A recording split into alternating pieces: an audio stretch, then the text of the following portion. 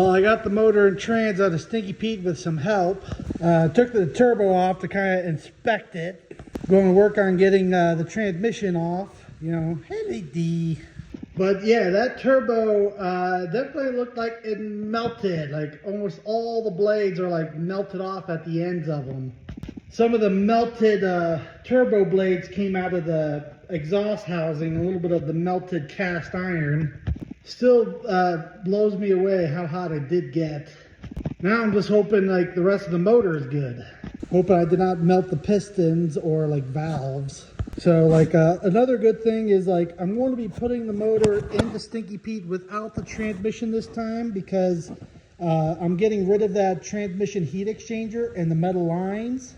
See, those metal lines is what made it where I can't pull the transmission out from underneath of the truck.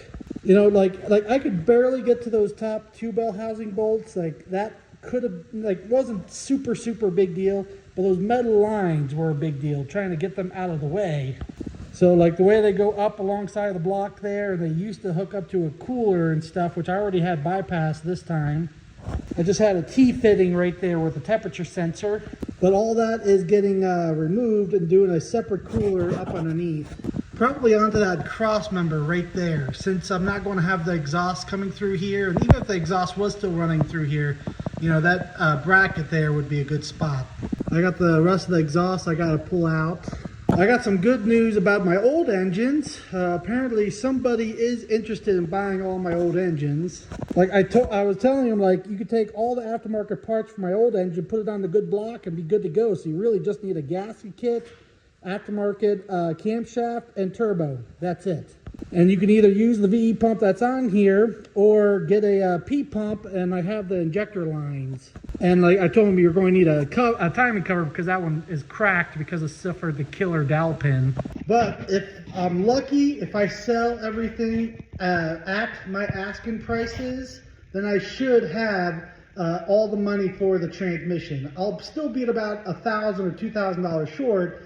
But if I could sell my two shotguns I put up on consignment, or at least one of them, I'll get the rest of the money I need to get this done. I do have two friends of mine that will help me out if I need it to buy parts and stuff. Like he already said he'll pay for the intercooler, which is about $450. And like my other friend was will pay for like the aftermarket motor mounts and transmission mounts and stuff like that. Just all the little stuff I still need, like the Turbo 90, which is about $300.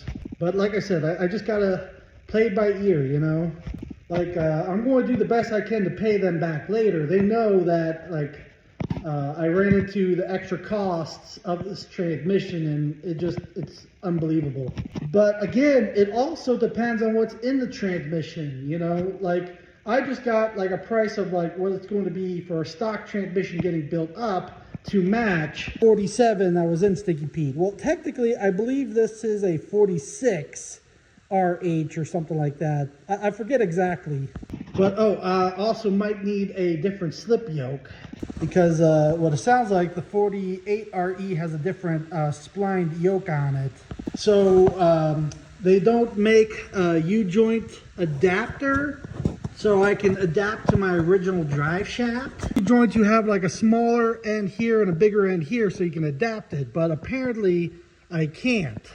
It's too big of a size difference, and they don't make an adapter. So I might have to get a whole drive shaft made. See, over at Fleet Pride, you know, since I don't have my lathe up and running, I don't have a way to balance a drive shaft either, and I don't have my welder up and going. Basically what they could do is just cut the end of this off and weld the piece that it needs with the proper slip yoke, or have everything brand new, like from the transmission back, and just reuse the end there, weld on the end I need for that size U-joint. And I told him that's okay, because I kind of needed a slightly longer drive shaft anyway, because like when I did the 1-ton leaf springs and it picked up the back end a little bit, you could see how where the seal is riding normally and where the bearing normally rides. Well, technically it's supposed to ride somewhere right in here. It's a full inch off of where it's supposed to be, because as the truck frame goes up, it pulls the drive shaft out of the tail shaft a little bit. And so because I'm going to be pushing a lot more torque than I originally was, I got to make sure this is in that tail shaft of that transmission as far as it will go, so I don't risk stripping out those splines. So like that's another thing I got to work on. So like that might be about $200 or $300 right there. Like the steering box I could do at a later date, like control arm bushings and all that kind of stuff can all be done at a later date. Same thing with like the fuel tank and all that. Like water meth, I don't have the money for that. That is, again, something I can add later on. So we'll just keep playing it by ear, see what money I have to work with, like how much I get from unemployment, how much I get from my used parts and stuff, and take it one step at a time. So I'm going to run back down to the house and grab something to eat. Lady is getting a little cold and like looking at me. It's like, can we go now? Can we go? It's okay. You know, I can't stress too much over it. You know, like this weekend, Tommy and all the Burnout Nationals guys are going to be in Florida this weekend for their competition thing they were putting together. You know, it's like, it sucks I'm not a part of it, you know, but I got the rest of the year, hopefully, and of course there's next year. Well, everything is unbolted off the transmission, so when the guy gets here, I'll get the machine going, pick up the motor, put that on the engine stand, and then I can load up the transmission in his truck if he does decide to buy it. I just got a few little things to take off quick. There's like a little bracket right there, right there, and also the speed sensor. Like, I'm not rushing to get the engine on the stand and apart.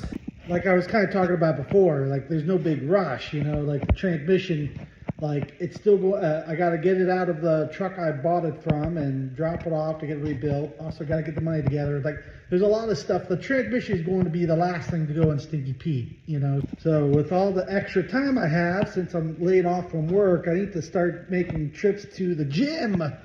Try to get back on track of losing weight. You know, I'm down 30 pounds, even though I might have gained like 4 or 5 pounds over the holiday. Because like just walking like a mile or two every day, just not enough. Like that's good for my legs, but like there's still my arms and my back and stuff I got to do more with. You know, I still got like over 100 pounds to lose.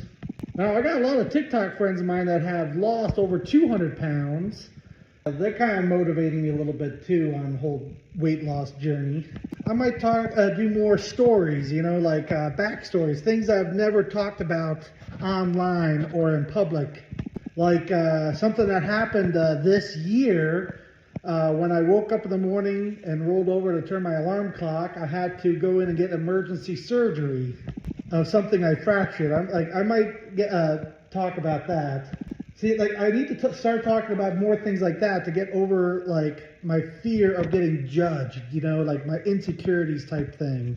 You know, like, it's, like, part of my, like, my whole thing I've been trying to do lately is to better myself, you know, like, getting more into doing, like, books, reading books, like, listening to Audible. Like, I already got through this one book, but I'm going through it again. The Laws of Human Nature by Robert Greene. Very good book. I highly recommend you read it or listen to it on Audible. Other one I already got through, like the 48 Laws of Power and a couple of other ones. I can't remember all the names of them.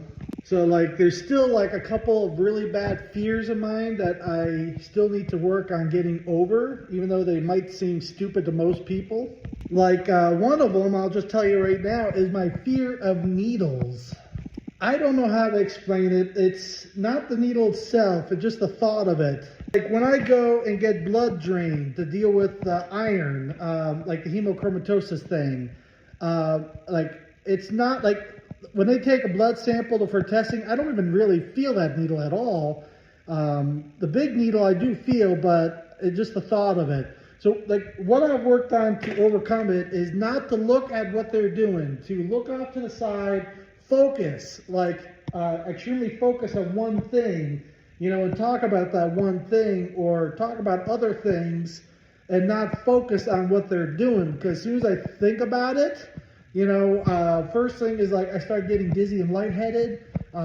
Then my ears start to ring, and then next thing you know, everything starts going black, and then I'm out, you know. Now, I'm not out for very long if I do lose focus, I think the last time I blacked out, I think it was like maybe 25 seconds or something like that. If I was out for any longer, they would have had to bring out the smelling salt. And holy crap, those smelling salts, that will wake you up in the morning. When I have like an IV in, that does not bother me, you know, for some reason. So like I've been in the hospital for a couple days and stuff, had the IVs like in my hand or in my arm. Like that doesn't bother me. It's really like as they are putting or holding the needle in or something like that.